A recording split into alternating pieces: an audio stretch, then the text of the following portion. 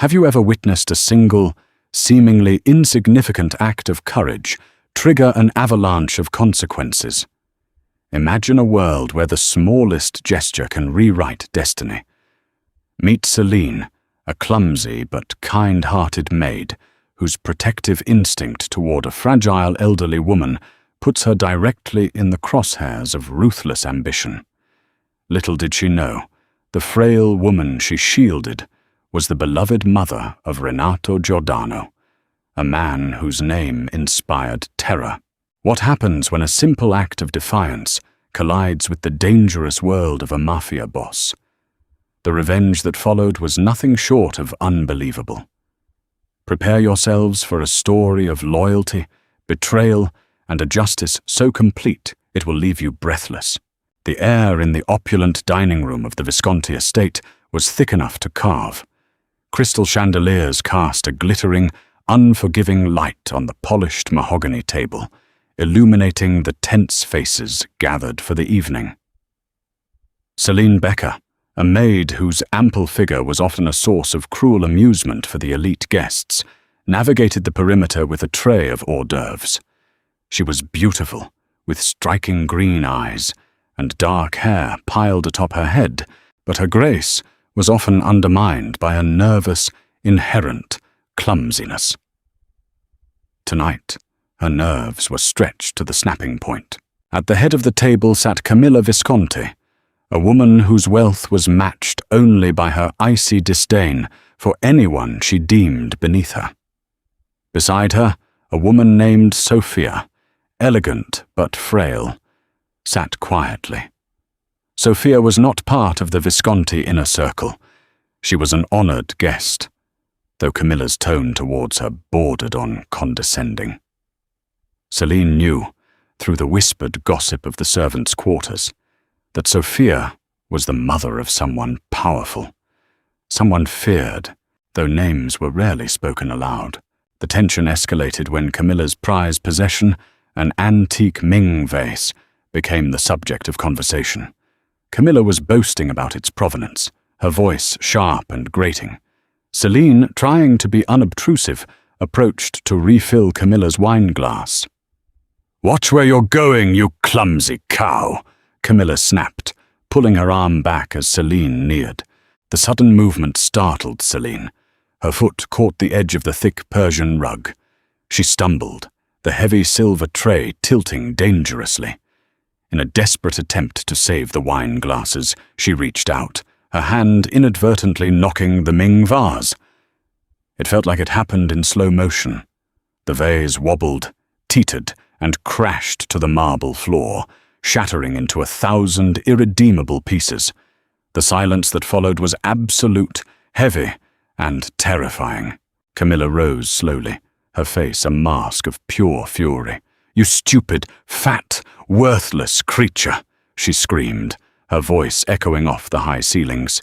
"Do you have any idea what you've just done?" Celine trembled, tears welling in her eyes. "I am so sorry, Madame Visconti. It was an accident. I didn't mean to." "Sorry," Camilla scoffed, advancing on Celine. "Sorry doesn't fix a priceless artifact." It was then that Sophia, the frail guest, spoke up. Her voice was soft, but it carried a quiet authority. "Camilla, please. It was an accident. The girl is frightened." Camilla whipped around, her anger transferring to Sophia. "Stay out of this, Sophia. This is my house, and I will deal with incompetent staff as I see fit." Sophia stood up, her small frame surprisingly resolute. "You are being unnecessarily cruel, Camilla. Material things can be replaced. Dignity cannot." The challenge was too much for Camilla's ego. In a blinding flash of rage, she raised her hand, aiming a slap not at Celine, but at the woman who dared to contradict her, at Sophia. Celine didn't think. She reacted. Her instincts, honed by years of protecting her younger siblings, kicked in. She threw her substantial weight forward, stepping directly between Camilla and Sophia. The resounding crack of the slap echoed through the room. The blow landed squarely on Celine's cheek, the force of it turning her head and leaving a blazing red mark against her pale skin. She staggered back, but held her ground, her body acting as a shield for the elderly woman. The room gasped. Even Camilla looked momentarily stunned by her own action and by Celine's intervention. Sophia looked up at Celine, her eyes wide with shock and a profound, unexpected gratitude. "My dear," she whispered, reaching out to touch Celine's arm. "You shouldn't have—" "It's okay, Mom," Celine managed to say, her voice shaking, but her stance firm. "She shouldn't be hitting you." The quiet defiance in Celine's words broke the spell. Camilla, recovering her composure, sneered. "Get out of my sight, both of you. You are fired, Celine. And Sophia, I think it's best you leave." As Celine helped Sophia toward the door, she couldn't help but feel a terrifying sense of dread. She had lost her job, her livelihood. But as she met Sophia's gentle, grateful gaze, she knew she couldn't have done anything else. What she didn't know was that the consequences of this single act were only just beginning. News traveled fast in the circles of the elite, and even faster in the underworld that shadowed them. Within an hour of the incident at the Visconti estate, a sleek, armored town car pulled up outside the modest apartment building where Celine lived. Celine, still reeling from the events of the evening, was applying an ice pack to her throbbing cheek when the sharp knock at her door made her jump. She hesitated, peering through the peephole. A broad-shouldered man in a sharp suit stood there, his face unreadable. She cracked the door open, keeping the chain engaged. "Yes." "Miss Becker?" the man asked, his voice low and gravelly. "My employer would like a word with you." "Who is your employer?" Celine asked, her heart pounding against her ribs. "Renato Giordano."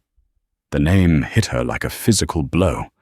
Renato Giordano, the head of the most powerful and feared crime syndicate in the city, a man whose reputation was built on ruthless efficiency and unforgiving vengeance. Why would he want to see her? Before she could process the fear, the man spoke again. "He insists, Miss Becker. It concerns the events at the Visconti estate tonight, and his mother." Realization dawned on Celine with sickening clarity. Sophia, the frail woman she had shielded. She was Sophia Giordano.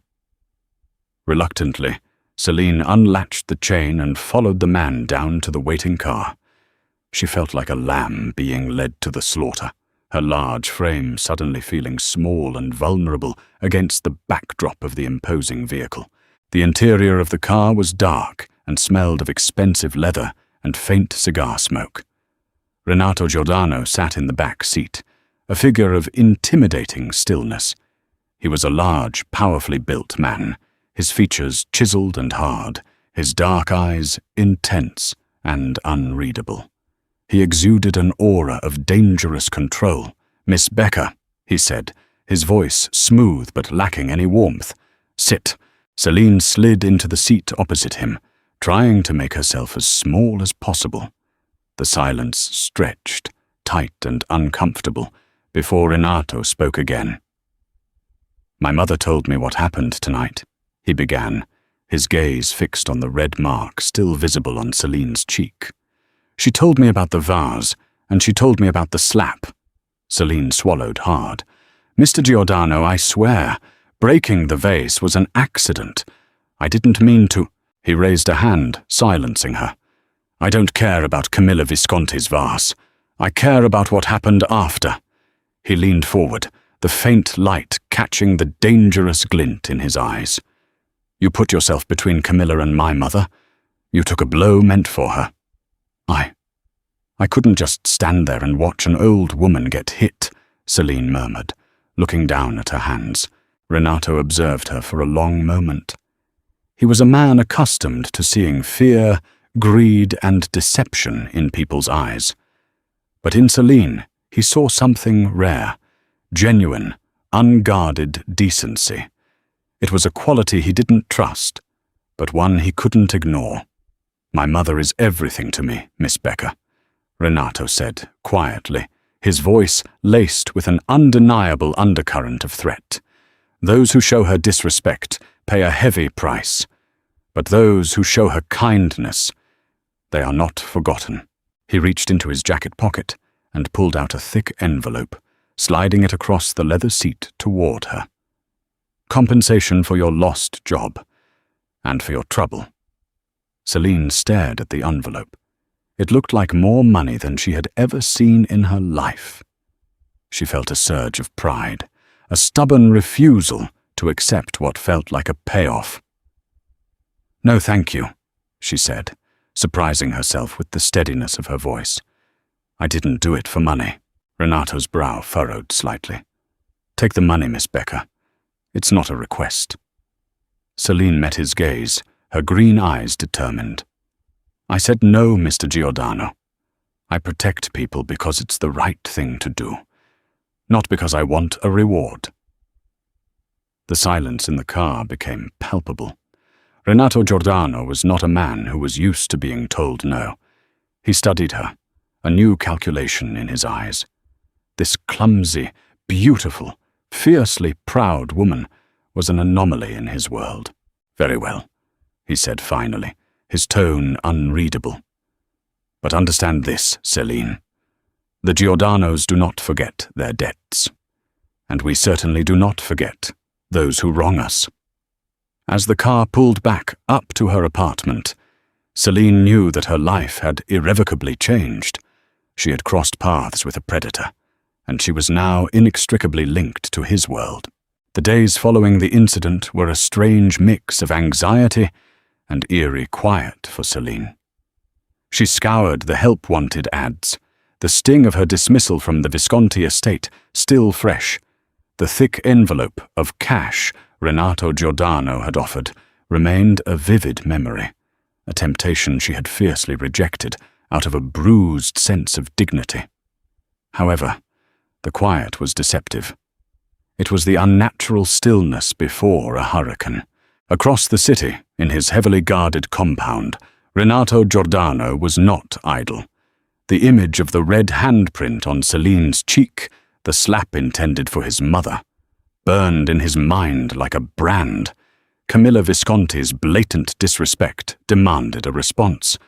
It wasn't just about revenge, it was about maintaining order. Weakness could not be tolerated, and an insult to his family was the ultimate sign of weakness. "Leo," Renato barked, summoning his most trusted lieutenant. "The Visconti accounts. I want them squeezed, hard." Leo, a lean, sharp-eyed man, nodded curtly. "How hard, boss?" "Until she bleeds," Renato replied, his voice cold and flat. "I want her supply lines disrupted. I want her investors nervous. I want her to wake up every morning wondering if she has a penny left to her name." The retaliation was swift and invisible to the naked eye.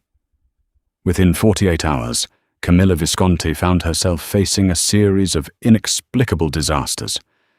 Key shipments for her high-end boutique chain were delayed by mysterious customs issues. 2 major investors pulled out of a lucrative real estate deal, citing sudden, unforeseen risks. Even her social standing began to crumble, as whispers of her impending financial ruin circulated among the elite, fueled by careful leaks from Giordano's network. Camilla was furious, but she was also arrogant. She believed herself untouchable. She assumed the sudden downturn was a string of bad luck, refusing to connect the dots back to the incident with the clumsy maid and the quiet old woman. Meanwhile, Renato found his thoughts drifting back to Celine. He had his men keep tabs on her. He knew she was struggling to find work, her reputation tarnished by the Visconti dismissal. He admired her stubborn refusal of his money, even as it annoyed him. One afternoon, as Renato visited his mother in her sunlit conservatory, she brought up Celine. "Have you checked on the girl, Renato?" Sophia asked, her hands gently pruning a bonsai tree. "I have, Mama. She's stubborn," he replied, a hint of a smile touching the corners of his mouth. "She has spirit," Sophia corrected him. "She protected me when no one else would. She has a good heart, Renato. A rare thing in our world." Renato looked at his mother, seeing the sincerity in her eyes. "I will make sure she is looked after, Mama." "Don't just look after her," Sophia said pointedly. "Give her a purpose, a place." The seed was planted. Renato realized that simply offering Celine money wasn't enough. He needed to repay the debt on his terms. That evening, a sharp knock echoed through Celine's small apartment. When she opened the door, she half expected to see the intimidating man from before. Instead, she found a smartly dressed woman holding a sleek folder. "Miss Becker, I am Elena from the Giordano Corporation," the woman said politely. "Mr. Giordano has a proposition for you." Celine was wary. "What kind of proposition?" Elena handed her the folder. "A position. Head of hospitality for the new Giordano Foundation, focusing on charitable events. It's a demanding role, requiring organization and a strong moral compass. Mr. Giordano believes you are suited for it." Celine opened the folder, her eyes widening at the salary and the responsibilities. It wasn't a maid's position. It was a career. It was a chance to do meaningful work. "Why is he doing this?" Celine asked, looking up at Elena. "Mr. Giordano pays his debts, Miss Becker," Elena replied simply, "and he believes talent shouldn't be wasted because of the petty cruelty of others." The offer was a lifeline, but it was also a tether. Accepting it meant stepping further into the shadow of Renato Giordano. Yet the prospect of managing charitable events, of actually helping people, resonated deeply with her. She accepted the position. As Celine stepped into the polished halls of the Giordano Corporation the next morning, she knew she was walking into a different world. She also knew that the storm gathering around Camilla Visconti was about to break, and she was now standing directly in its path. The Giordano Foundation was housed in a towering glass and steel skyscraper in the heart of the financial district, a stark contrast to the shadowy alleyways and hidden warehouses usually associated with the Giordano name. Celine Becker's new office was on the 40th floor, boasting floor-to-ceiling windows that offered a panoramic, dizzying view of the city. The thick, plush carpets muffled her footsteps, and the air always smelled faintly of expensive citrus polish. It felt less like a workspace and more like a golden cage, albeit one with a six-figure salary, full benefits, and an espresso machine she was terrified of breaking. In her first month as head of hospitality, Celine underwent a profound and visible transformation. The nervous, perpetually flustered maid who tripped over Persian rugs was slowly being replaced by a woman finding her true footing in the world. She traded her starchy, ill-fitting uniforms for tailored pencil skirts, structured blazers, and elegant silk blouses that finally complemented her full, beautiful figure instead of hiding it. Her striking green eyes, once downcast in servitude to avoid the cruel glares of socialites, now held a bright spark of authority. Yet, the transition wasn't completely seamless. She was still Celine. She still knocked over the occasional coffee cup, once spilling a latte all over next month's seating charts, a charming reminder of her inherent clumsiness. But her staff, handpicked by Eleanor, the sharp-witted executive assistant who had become an unexpected confidant, adored her. They saw past the occasional dropped binder to her incredible warmth, her tireless work ethic, and a fiercely protective management style that ensured no one under her command was ever spoken down to by a vendor or donor. Renato Giordano, however, remained a phantom in this glass tower. He never visited her floor, communicating only through terse, typewritten memos or messages relayed by Eleanor. But Celine felt his imposing presence everywhere. It was in the sudden, silent compliance of notoriously difficult caterers the exact moment the Giordano name was dropped into negotiations. It was in the flawless, invisible security detail that she noticed shadowing her evening commutes, dark SUVs that lingered at intersections until she was safely inside her apartment building. The illusion of a purely legitimate, peaceful operation shattered violently during the final planning stages of the Foundation's inaugural event, a charity auction for an orphanage in the city's poorest district. Celine had spent weeks securing a massive ballroom at the city's premier luxury hotel, but a mere week before the event, the hotel manager, a slick, condescending man named Mr. Vance, abruptly cancelled their reservation. In a smug voicemail, he cited a sudden double booking with a much more prestigious, long-standing client, casually returning their deposit as if the orphan's fundraiser was a minor inconvenience. Distraught and driven by a fierce instinct to protect the event, Celine stormed into the private executive elevator, jammed her finger onto the top button, and rode it to the penthouse suite, bypassing Elena's desk entirely. She burst into Renato's office. The penthouse was a fortress of dark mahogany, leather, and soundproof glass. The silence up here was absolute, a stark contrast to the chaotic heartbeat of the city below. Renato was standing by the massive window, a crystal glass of amber liquid in his hand. Looking out over the skyline, he silently, ruthlessly ruled. He turned, mildly surprised but entirely unfazed by her sudden, breathless intrusion. "Mr. Vance cancelled our venue," Celine stated, her chest heaving as she clutched her tablet to her chest like a shield. "A week before the gala, he said someone more important paid double. The caterers are booked. The invitations are out, Renato. Everything is falling apart." Renato's dark eyes narrowed imperceptibly, a chilling stillness settling over his broad shoulders. He set his glass down on his desk with a soft, dangerous clink that seemed to echo in the quiet room. "Is that so? I can try to find another venue, but it's nearly impossible on such short notice. The children are counting on this money."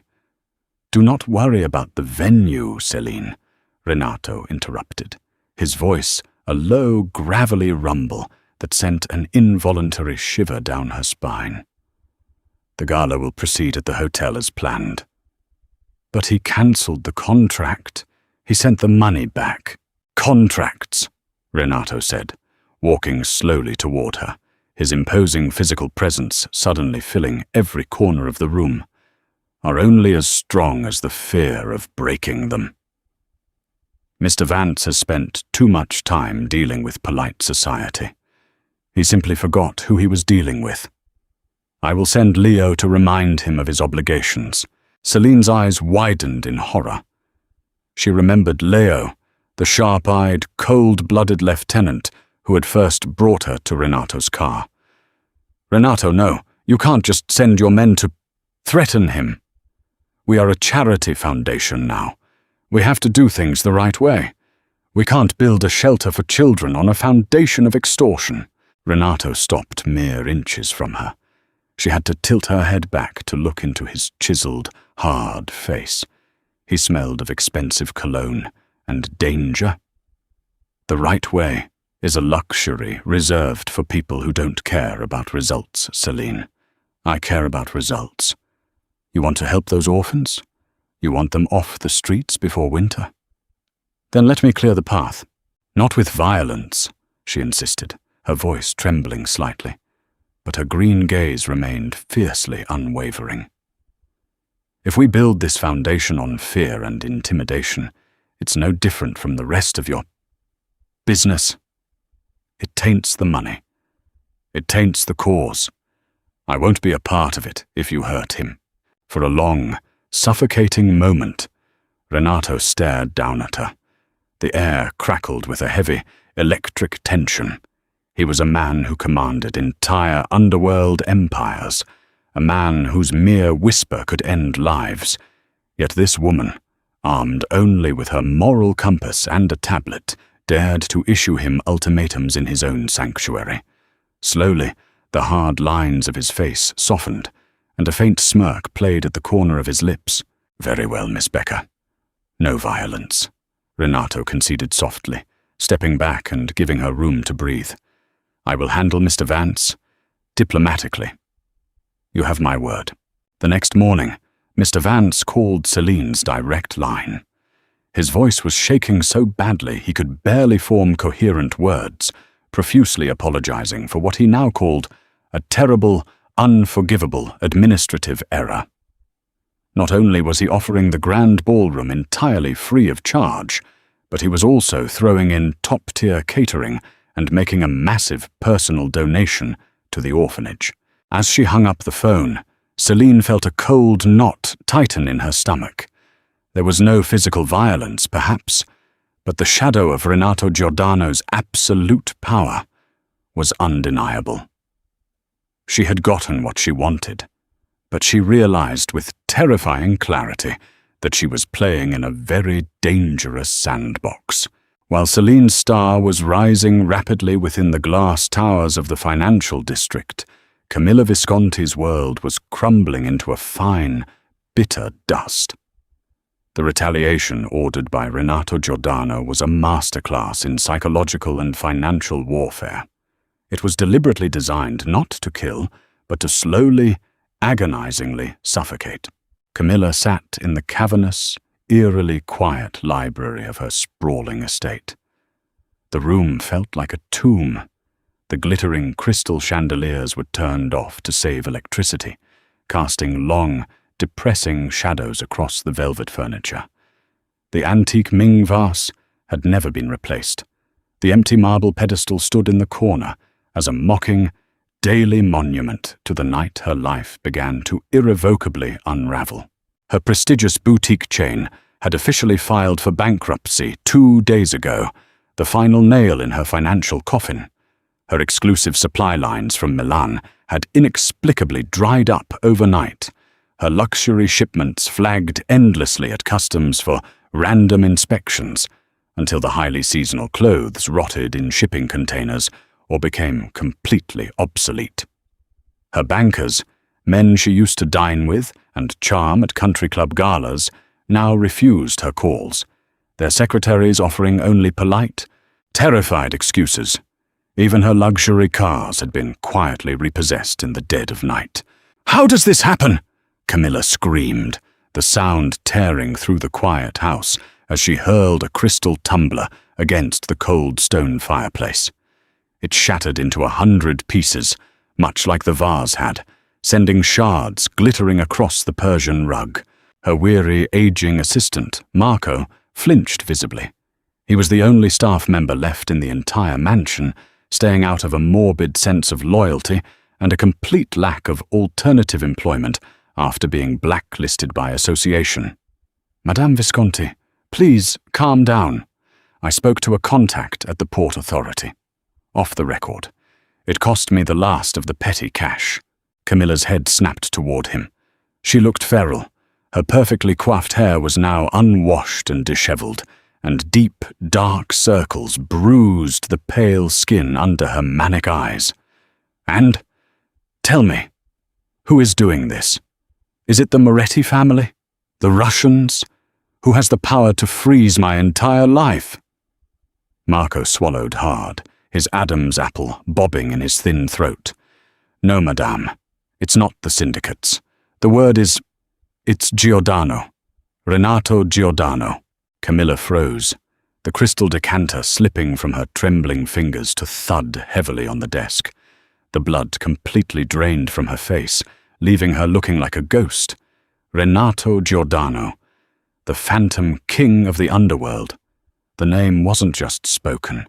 It was whispered in boardrooms and back alleys like a deadly curse. But why? She had never crossed him. She didn't operate in his illicit circles. That makes no sense. Why would a mafia boss care about a high-end fashion retailer? "I don't owe him money." Marco hesitated, shifting his weight uncomfortably. terrified to be the bearer of this specific news.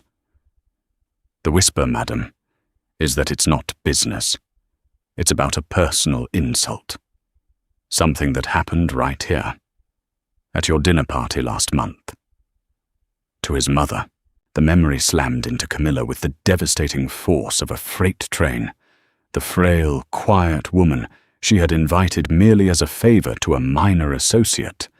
Sofia Giordano, the woman she had screamed at, the woman she had tried to slap, the woman shielded by that clumsy, fat maid.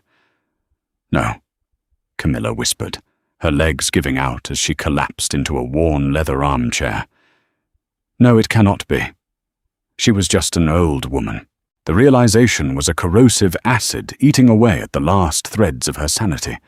She had lost her immense fortune, her sterling reputation, her entire meticulously built empire, all because she lost her temper at a frail old woman and a lowly, incompetent servant. But Camilla was not a woman who accepted blame. Her narcissism wouldn't allow it. To admit fault was to shatter her fragile ego entirely. Her mind, twisted by arrogance, desperation, and the sudden loss of power, refused to accept that she was the architect of her own demise. Instead, her hatred funneled and sharpened into a singular, obsessive, white-hot point. Celine Becker.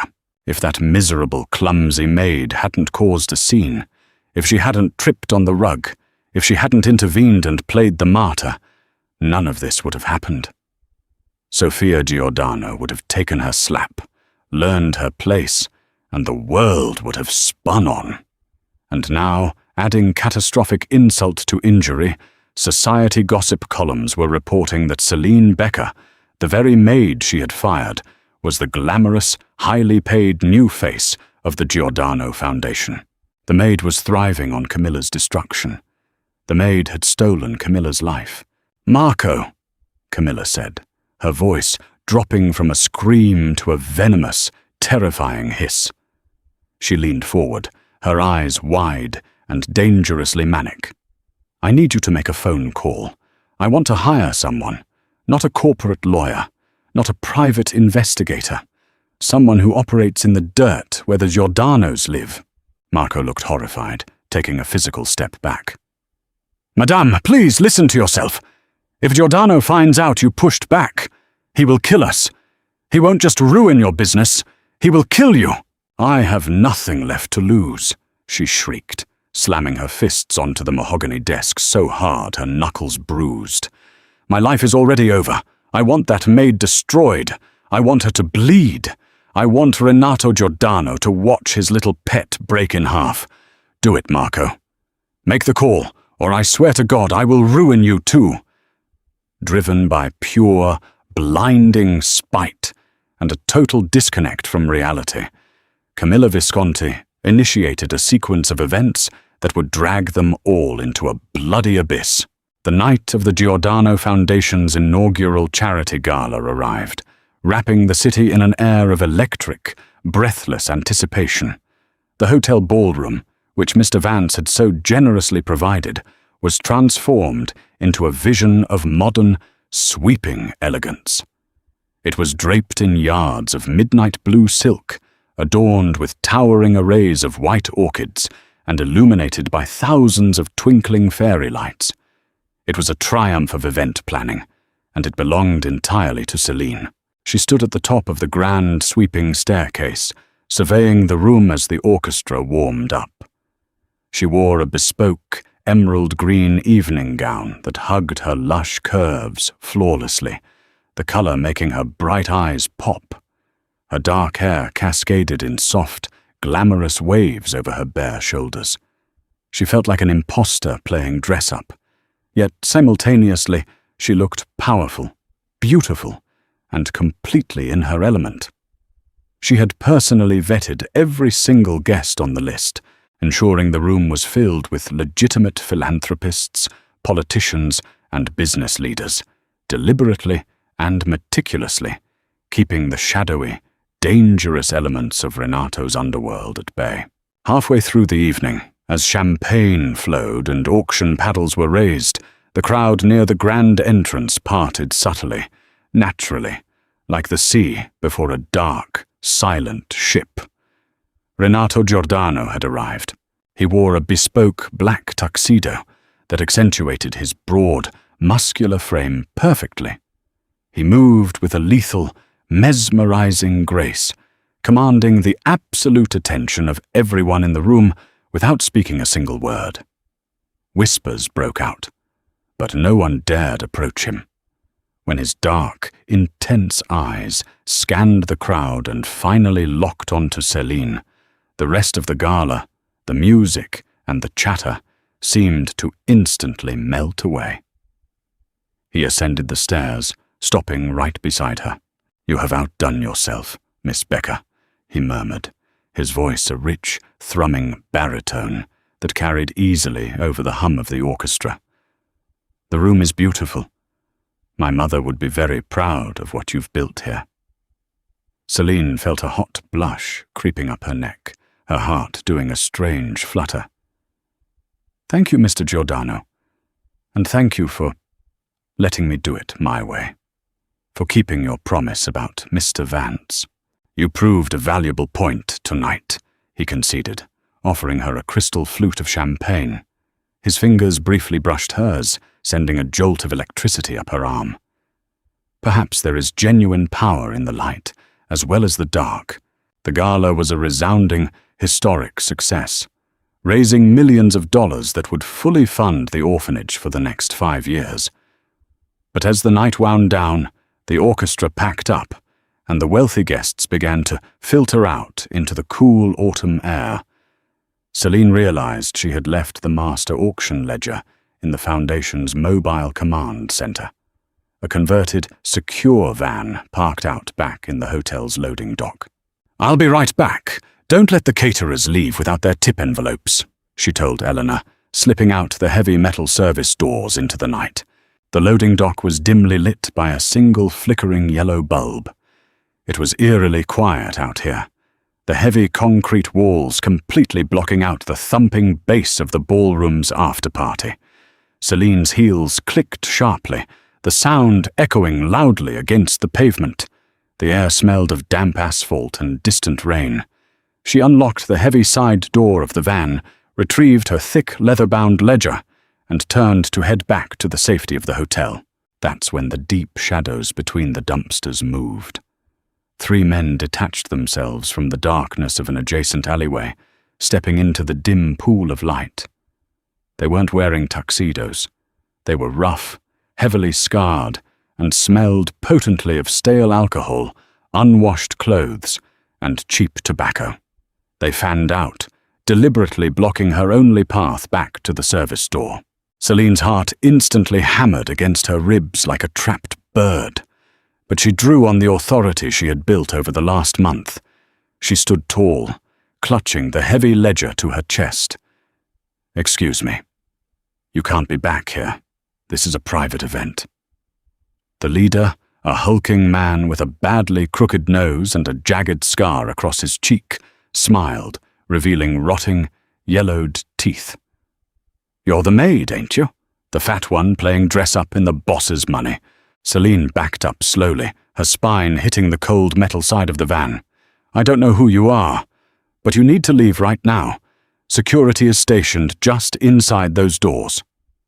"Security is busy having a smoke break out front," the man sneered, reaching into his stained jacket and pulling a switchblade.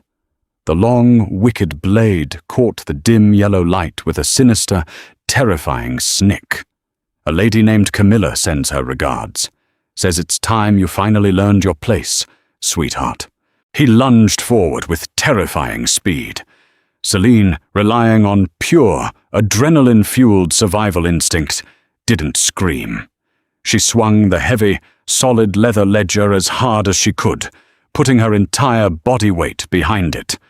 It caught the leader squarely in the jaw with a sickening crunch. He stumbled back, spitting a curse and a mouthful of blood, but the other 2 men were faster.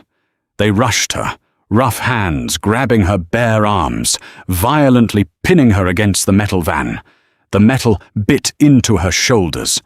The leader recovered quickly, wiping a thick trickle of blood from his split lip, his eyes now completely murderous.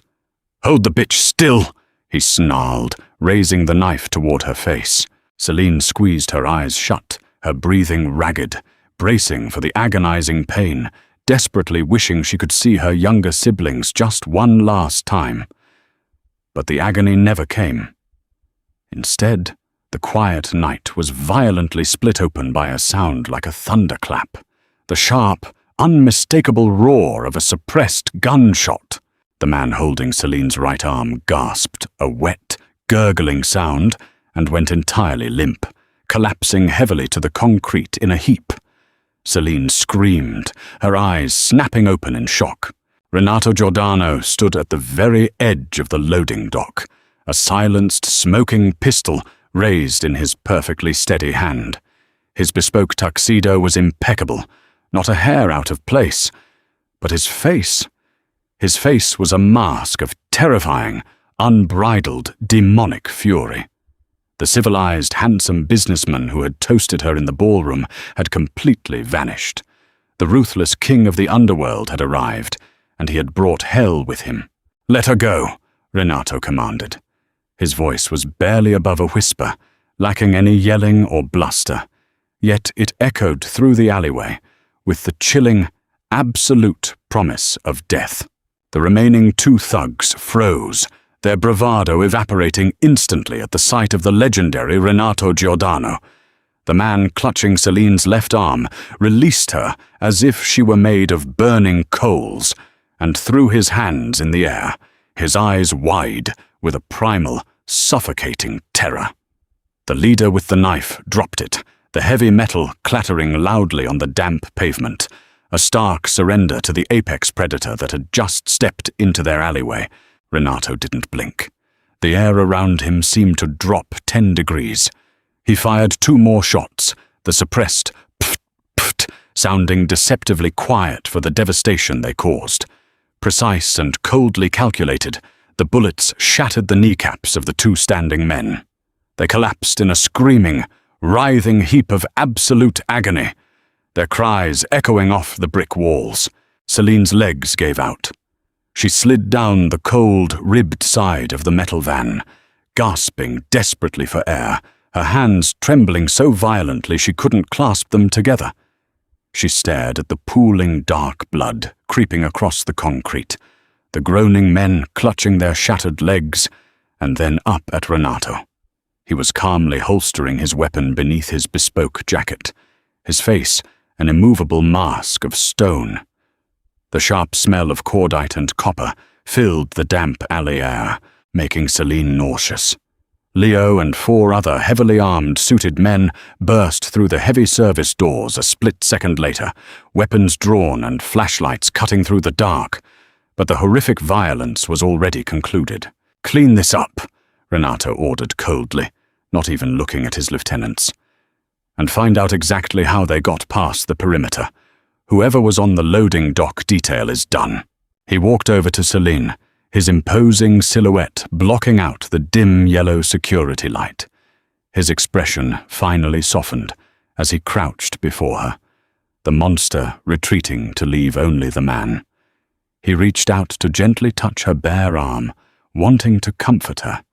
But Celine flinched violently, pulling away from him, her back pressing hard against the tire of the van in sheer, unadulterated terror. Renato's hand froze in midair. A flash of profound, naked pain crossed his dark eyes, a rare vulnerability that struck deeper than any bullet, before his features hardened back into that unreadable, impenetrable mask. "Are you injured?" No, Celine stammered, hot tears spilling over her eyelashes and cutting tracks through her makeup. She couldn't stop looking at the spot where the gun was now hidden beneath his tuxedo jacket. You shot them. You didn't even hesitate. You could have killed them. They were going to carve your face and kill you, Celine," he stated, his voice flat, devoid of the adrenaline that usually accompanied violence. "Camilla Visconti sent them. I warned you about this. I told you, my world is not built on charity or forgiveness. It is built on absolute survival. If I show mercy to men holding a blade to your throat, we both die. I can't be part of this, she sobbed, finally finding a desperate burst of strength to stand. She ignored his offered hand, pulling the ruined silk of her emerald gown tightly around her shoulders, as if it could protect her from his reality. I thought we were doing good with the foundation. I thought we were helping people. But you haven't changed. You're just a monster. She ran past him, fleeing back into the bright, warm safety of the hotel, leaving Renato standing completely alone in the blood-stained, echoing loading dock. The next 3 days were a suffocating agony.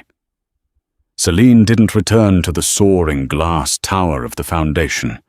She stayed locked in her modest apartment, drawing the blinds tight, jumping in panic at every creak of the floorboards or siren in the distance. She was haunted by the echoing gunshots, the smell of blood, and the cold, terrifying deadliness in Renato's eyes.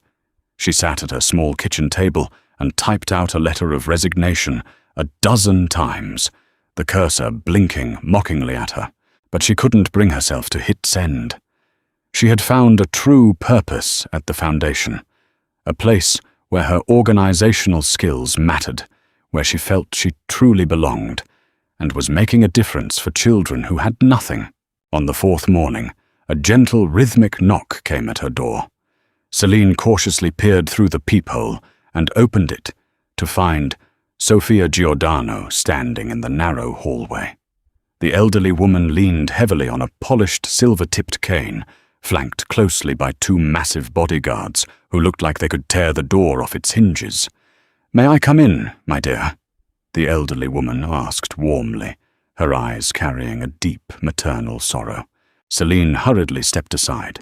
She boiled water and poured chamomile tea for Sophia, her hands still slightly shaky as the teacups rattled against the saucers.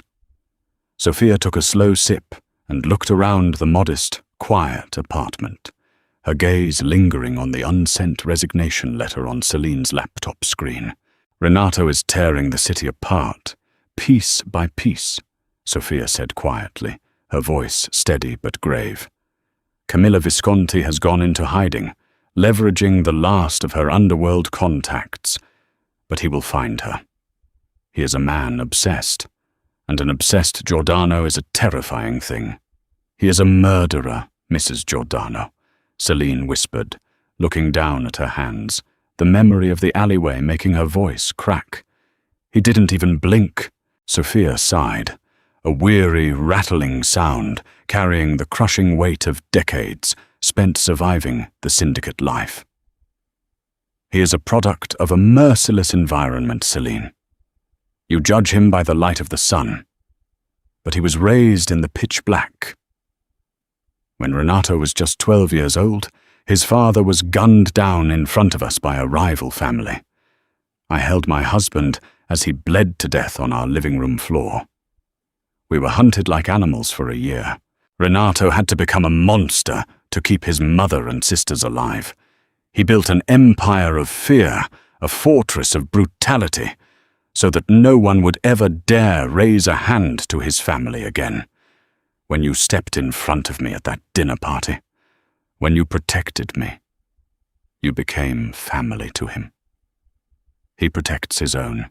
Celine looked up, her green eyes wide, the black and white lines of her morality suddenly blurring into shades of heartbreaking grey. "He sees your light, Celine," Sophia continued, reaching across the small table to gently but firmly squeeze Celine's trembling hand. "He built this foundation not just to repay a debt to you, but because he hopes, deep down in his fractured soul, that a part of him can live in that light too. You are the bridge to the man he could be. Do not abandon him to the dark. If you leave now, the monster is all that will remain." Sophia's profound words resonated deeply within Celine's heart, fundamentally challenging her rigid view of the world. She realized that running away and hiding wouldn't solve anything. It would only leave Renato entirely isolated in his violent, unforgiving world, validating every cynical belief he held about human nature. She decided to go back, to fight fiercely for the soul of the Foundation, and perhaps, though she barely dared to admit it to herself, to fight for Renato himself. But Camilla Visconti was far from finished. Driven completely mad by the total loss of her fortune, the public humiliation, and the spectacular failure of her hired thugs, she crossed a line from which there was no return. She sought refuge with Lorenzo Rossi, the brutal, heavily scarred head of a rival crime family that had long despised the Giordano monopoly. Camilla offered Rossi the last remnants of her hidden offshore accounts, millions in untraceable funds, in exchange for one single thing: Renato Giordano's head on a platter. Rossi, a man as greedy as he was ambitious, knew a direct frontal assault on Giordano's heavily fortified compound was suicide. They needed unshakable leverage. They needed to bait the apex predator out of his cave. They needed the one glaring weakness Renato had recently exposed to the entire underworld. Celine was leaving the Foundation late that evening, carrying a box of files for the orphanage, when a black, armor-plated SUV screeched to a halt beside her on the sidewalk. Before her Foundation security detail could even reach for their earpieces, the side door slid open. 4 masked men rushed her, viciously dragging her into the vehicle. Her files scattered across the wet pavement. She was violently blindfolded with rough canvas, her wrists bound tight with zip ties, and driven in terrifying silence for what felt like hours. The sharp turns and the sudden drop in temperature, accompanied by the distinct, pungent smell of rust, dead fish, and seawater, told her they were somewhere at the commercial docks.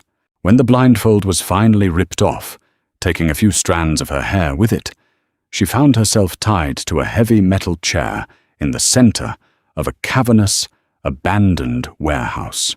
Standing before her, looking completely haggard and dangerously manic, was Camilla Visconti. She was a ghost of high society. Her designer clothes were rumpled and stained, her hair wild, and deep, dark circles bruised her sunken eyes. She clutched a heavy silver pistol with shaking hands. Beside her stood Lorenzo Rossi, a thick-set man with cruel, dead eyes, smoking a cheap cigar. "Look at you!" Camilla spat, pacing around Celine like a caged, starving animal. "The clumsy little maid, the fat charity case. Did you really think you could steal my life, parade around in my city, and get away with it?" "I didn't steal anything, Camilla," Celine said, forcing her voice to remain incredibly steady, despite the absolute terror gripping her chest. She refused to give the woman the satisfaction of her fear. "You lost it all because of your own cruelty and your own arrogance." Camilla snarled and slapped her, a sharp, vicious, backhanded blow that snapped Celine's head violently to the side, the heavy ring on Camilla's finger cutting her cheek. It was exactly like the blow intended for Sophia months ago. Celine tasted the sharp, metallic tang of blood filling her mouth, but she slowly turned her head and stared fiercely back at the fallen socialite. "Giordano will come for her," Rossi grunted, checking a heavy gold watch on his thick wrist. "He can't help himself. My men are positioned in the rafters and at every door. When he walks through those doors, we end his reign." But Lorenzo Rossi, blinded by greed, had severely underestimated Renato Giordano's terrifying intelligence and his unmatched military-grade ruthlessness. Renato wasn't going to just walk through the front door. Suddenly, the heavy corrugated metal doors of the warehouse didn't just open. They were violently blown entirely off their steel hinges in a deafening, earth-shaking explosion of grey smoke, orange fire, and jagged shrapnel. The concussive wave knocked Camilla to her knees. Immediately, automatic gunfire erupted in a coordinated, deafening roar. shattering the high glass windows and raining shards down upon them. Rossi's men screamed in terror, dropping like flies from the rafters as heavily armed, tactical Giordano enforcers flooded the building from every single entrance simultaneously. It wasn't a shootout, it was a highly orchestrated slaughter. Rossi panicked, dropping his cigar and raising his weapon toward the billowing smoke, but a single, perfectly aimed, high-caliber bullet tore cleanly through his right shoulder, spinning his massive frame to the ground in a spray of red. Through the clearing, acrid smoke walked Renato. He didn't look like a businessman today. He looked like an avenging demon straight out of myth, a customized matte black assault rifle in his hands, his dark eyes locked onto Camilla with a cold, terrifying hatred that burned hotter than the sun.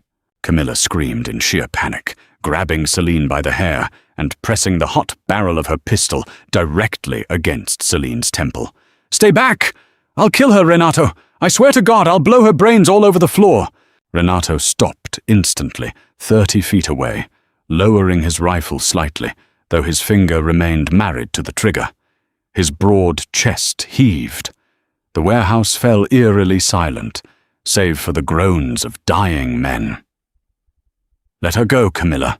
You are already a ghost. This is between you and me." In that moment of razor-wire tension, the ultimate twist arrived. Two of Rossi's surviving men, bleeding from shrapnel wounds and realizing with terrifying clarity that they were entirely outmatched, crept up silently behind Camilla. They looked at Renato's eyes and knew the absolute truth. Giordano would slowly, agonizingly slaughter every breathing soul in this zip code if the girl died. They didn't care about a bankrupt, hysterical socialite's vendetta. They cared about surviving the next 5 minutes. Without a word, one of the men swung the heavy wooden butt of his shotgun in a brutal arc, striking Camilla hard on the back of the skull. She crumpled to the concrete floor instantly, out cold before she hit the ground, the silver gun clattering uselessly away into the shadows. The two men immediately threw their weapons as far away as possible and dropped to their knees, raising their hands high in desperate surrender. Renato crossed the 30 feet of distance in a fraction of a second, letting his expensive rifle drop carelessly to the concrete and falling hard to his knees beside Celine. He produced a tactical knife and rapidly slashed the thick zip ties binding her wrists, his hands, usually so incredibly steady, even in a firefight, trembling violently as he frantically checked her face and neck for injuries. He saw the bleeding, split cut on her cheek where Camilla's ring had struck her, and a terrifying, low, animalistic growl escaped deep from his throat. He stood up slowly, the tremor in his hands vanishing, replaced by a lethal, icy calm. His eyes locked onto the unconscious, crumpled form of Camilla Visconti. He reached into his jacket, pulled his discarded sidearm, racked the slide with a sharp clack, and aimed the barrel directly at the space between Camilla's closed eyes. "Renato! No!" Celine screamed, her voice tearing through the quiet warehouse.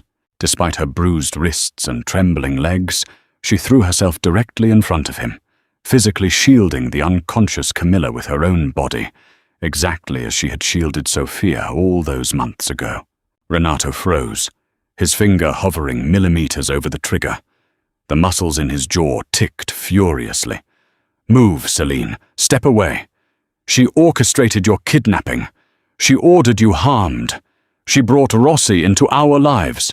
By the absolute laws of my world, she dies tonight. It is the only way this ends." "I don't care about the laws of your world!" Celine cried out, her striking green eyes blazing with hot tears and a fierce, unyielding determination that made even the hardened enforcers in the room pause. "I care about you. Don't you see? If you pull that trigger, you prove her right. You prove that you are nothing but the monster she called you. Look at me, Renato. Look at me." She stepped closer, closing the distance between them, ignoring the lethal weapon. She placed her soft, trembling hands directly over his large ones, wrapping her fingers around the cold, unforgiving steel of the gun. "You saved me. You came for me. You don't have to kill her to protect me. Break the cycle, please, Renato. If you want any future, with the foundation, with the light your mother talked about, let her face justice, not your vengeance. Be better than this." Renato stared down at the beautiful, courageous woman standing before him. She was bleeding, her dress torn, covered in the dust of the warehouse, yet she stood as an immovable pillar of absolute morality.